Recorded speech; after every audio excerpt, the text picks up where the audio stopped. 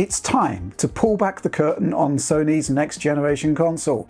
You've had questions, and likely lots of them, since Mark Cerny's Road to PlayStation 5 presentation so many months ago now, and thanks in no small part to the state of the world as it is right now, we've not had the chance to go hands-on with PlayStation 5 until, well, last week.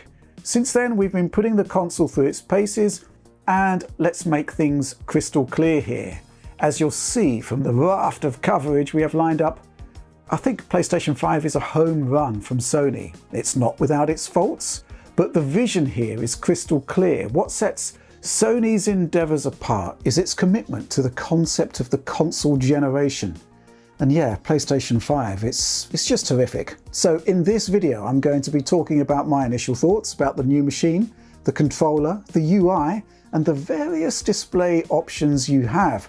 I'm also going to be measuring power draw from the machine and getting to grips with the thermal solution, courtesy of some thermal photography of the system under load.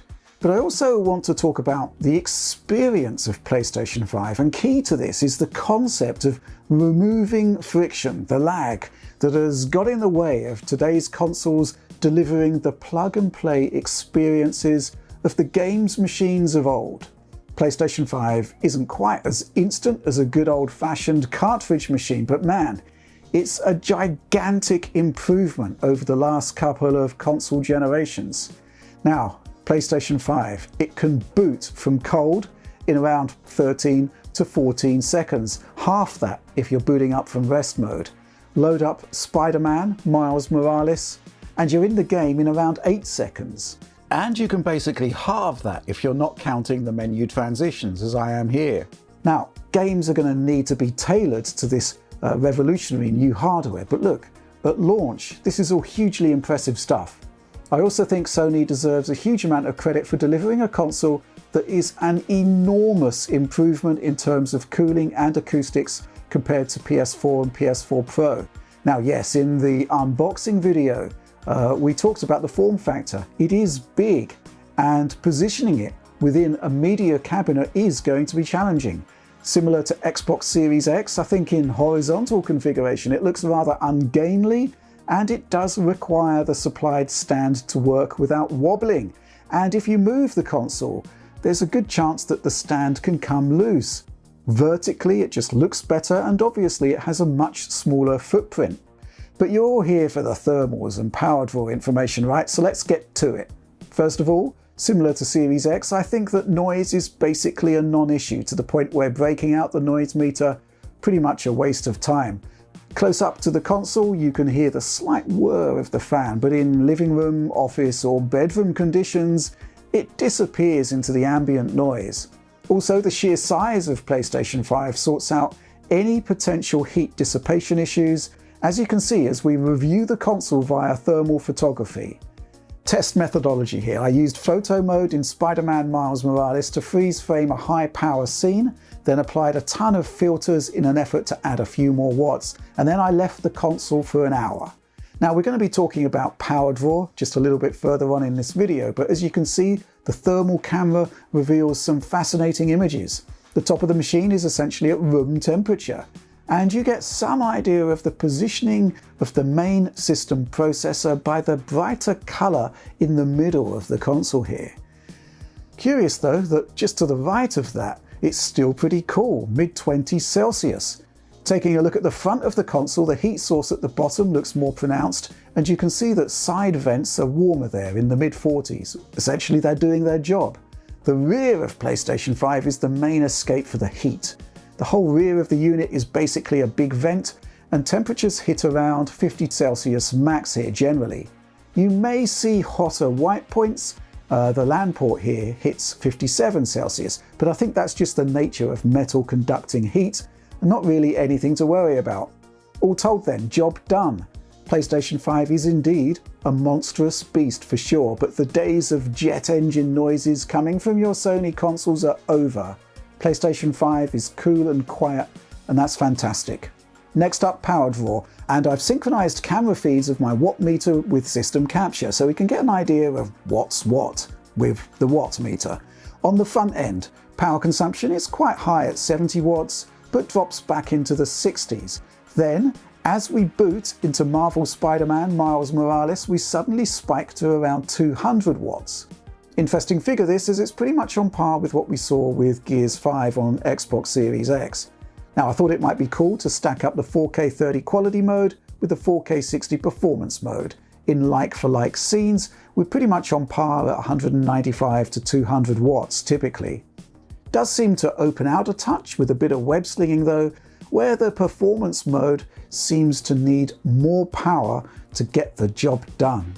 Now I can repeat that process with Capcom's Devil May Cry 5 Special Edition, where both 4K 30 quality and 4K 60 performance modes seem to push the system hard. Again, we're topping out at around 200 watts, sometimes a little higher, sometimes a little lower. PlayStation 5's SoC is based on the idea of a boost clock with a fixed power limit, and the evidence suggests that total system power consumption without factoring in attached peripherals and such is at the 200 watt level. So yeah, as expected, don't be concerned about the 350 watt power supply in the machine. To put that 200 watts into perspective, God of War on PS4 Pro draws about 170.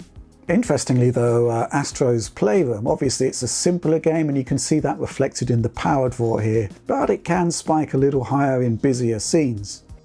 Back compat power draw next. First of all, here's Rise of the Tomb Raider in 4K 30 mode, running a cutscene we can repeat on PS4 Pro and PS5 in compatibility mode. The efficiency gains here are simply excellent.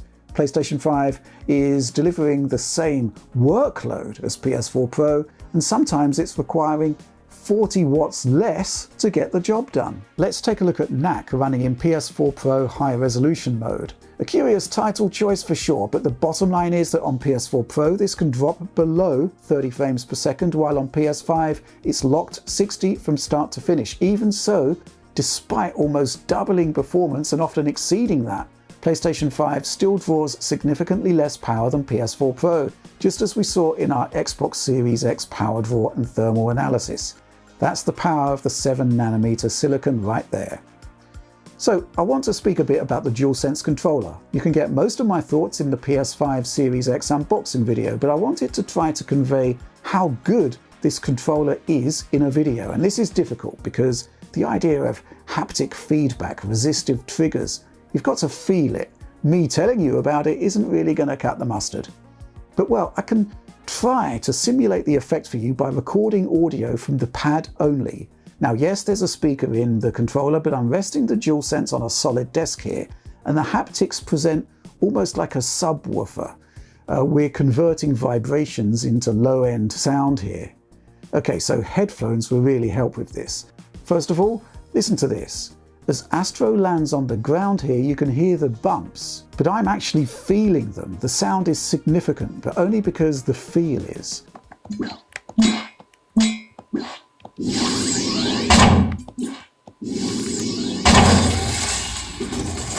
Now have a listen as Astro heads into this mini sandstorm. The sound of particles, the roar of the storm. Again, you're hearing it, but I'm feeling it in the controller.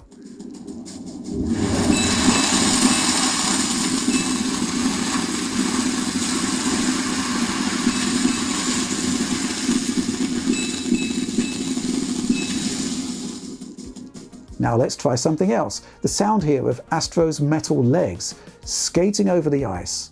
Again, at the risk of repeating myself, you're hearing it, but I'm feeling it. That punchy low end there, that's all sensation that you'll feel in your hands from the DualSense controller.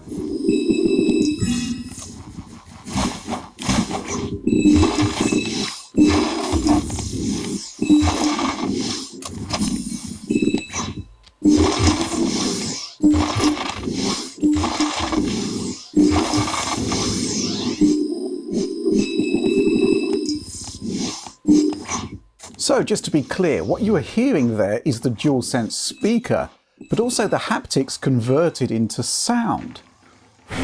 Let's end this section by fading out the haptics and DualSense speaker and bringing game audio from the console only.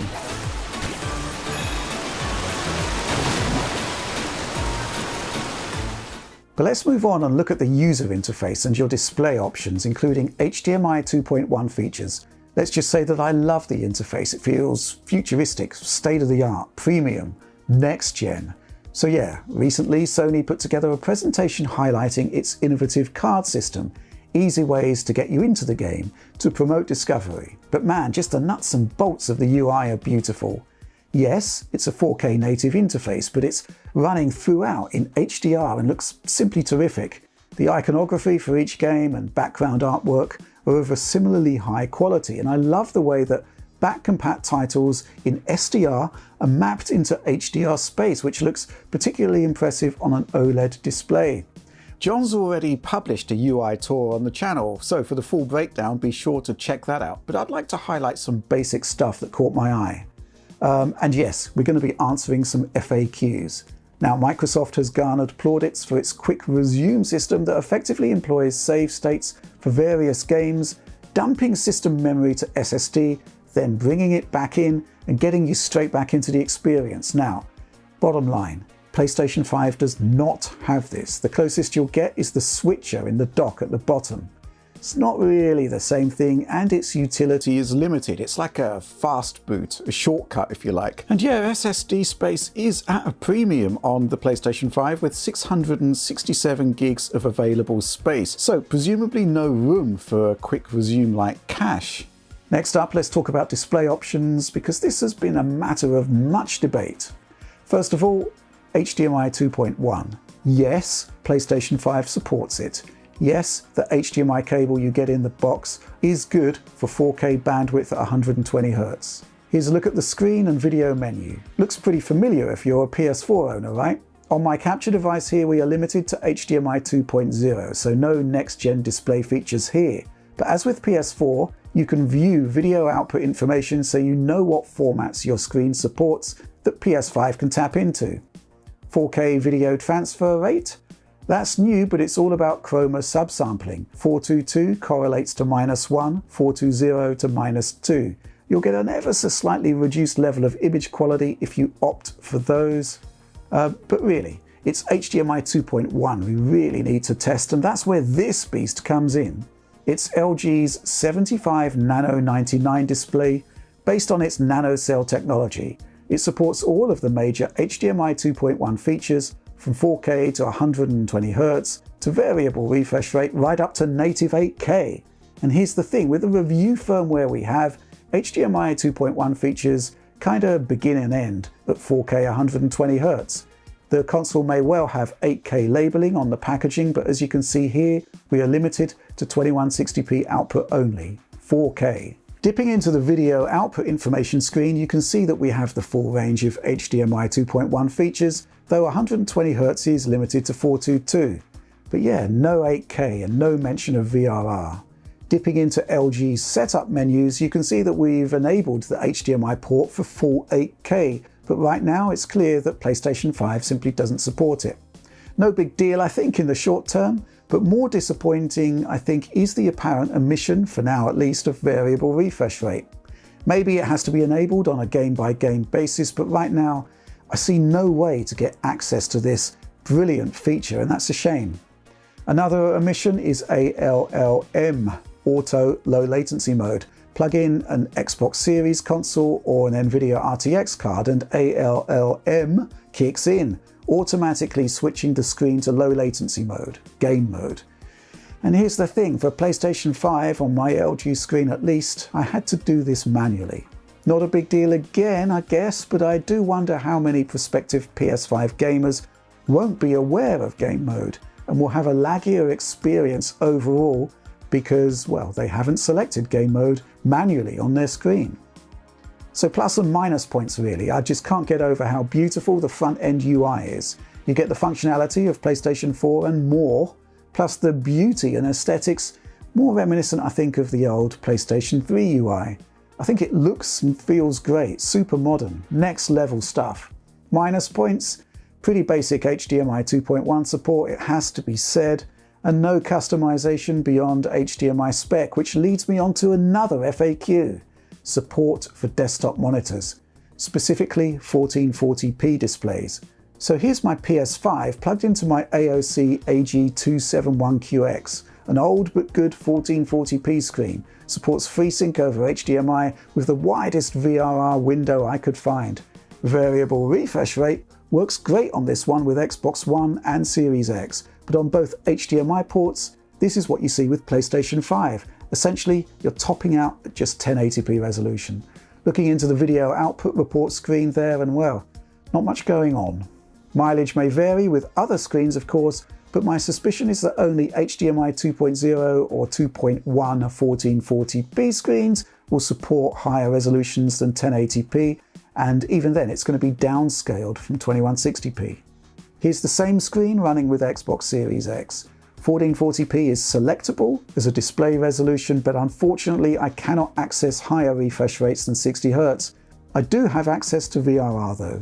So clearly 1440p over HDMI is possible. Xbox is doing it. It's just not in the PS5 feature set right now. So look, there's much more to cover, but we're going to be breaking that out into separate videos. I'd highly recommend checking out the backwards compatibility content.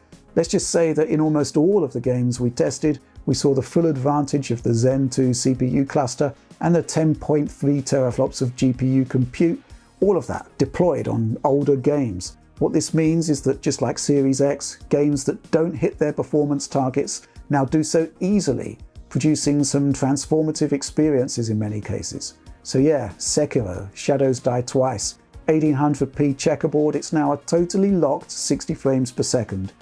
Dark Souls 3, 1080p 60, no problem whatsoever. Crysis Remastered, 60 frames per second in performance mode, and it's terrific. Sony is also deploying some patches to existing games, and it's been amazing for me to play games like Days Gone and Ghost of Tsushima as full 60 frames per second experiences. Sony has not exactly been hugely forthcoming about its backwards compatibility plans, but by and large everything works beautifully. John's blown away by a 60 frames per second knack experience, and well, come on. Killzone Shadowfall, locked to 60. It's a perfect opportunity to go back and play a game that I still rate as phenomenal. So look, obviously, there's still more to share, clearly, but I've tried to cover off all the FAQs in this one, and really now, it's about the quality of the games. Astro's Playroom comes with the system. It's very special, and I really do recommend you experience it. And Marvel Spider-Man Miles Morales, well, John's got content for you right now on the channel, but in the here and now, I'm loving what I'm seeing from PlayStation 5 so far. It really is a well put together, almost beautiful experience. It feels special, it feels premium. And it's doing things I've never seen or rather felt before, while software like Miles Morales just feels state of the art. Seriously, if you told me we'd be getting such a well-realized implementation of ray tracing in a mainstream games console a couple of years ago, well, I just wouldn't have believed you. But here it is, and it works, and it's beautiful. Just about the only disappointment so far from my hands-on? Well, VRR, variable refresh rate, it really is a killer feature, and it's a shame that it doesn't seem to be in the system right now. And it is a little strange to have 8K icons on your packaging, but not to support HDMI 2.18K. Kind of weird. That latter point though, probably a little fringe. VRR though, that's a must in my opinion. And yet, there are also storage concerns. Why can I only copy PS4 games away from the SSD? If I fill the drive up, I'll need to delete stuff to download more games, then delete other stuff and re-download them if I want to play them again. Come on, we need a decent archiving system here. Xbox lets you copy games to slower storage, but not